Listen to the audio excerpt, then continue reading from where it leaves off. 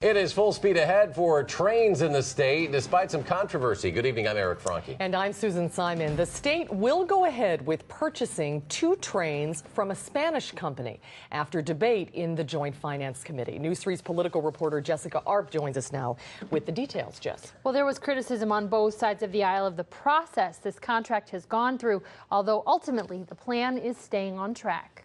The reason for the purchase of the train sets, quite frankly, is they're needed. Facing the Joint Finance Committee, transportation officials made the case for 2 trains to run on Amtrak's popular Milwaukee to Chicago Hiawatha line. Just to say you're going to have a lighter, brighter train to ride from Milwaukee to Chicago, I don't think is a compelling enough reason to say it's worth spending that money now. But it wasn't just the money, it was how the decision was made. Transportation officials admitted to lawmakers they signed a letter of intent in early May to move forward with the Spanish train maker Talgo, yet didn't inform the committee of any involvement with the company until mid-July. Why were we first informed on July 17th about this? Is there any reason why that we weren't for the 2 months when Fiscal Bureau could have been doing, I know they're wrapping up the budget, but why we couldn't have been informed and there couldn't have been more advance notice to the co-equal branch called the legislature? We were still dealing with the issue of whether to lease or to buy.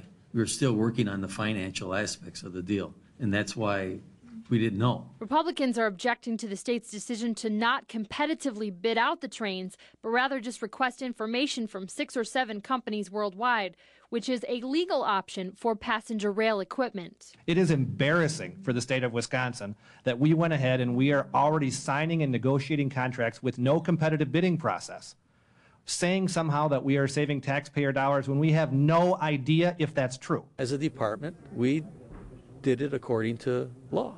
And, nobody chose to respond to the RFI. So we went ahead and we negotiated a contract, which I think is going to be a great deal for the taxpayer.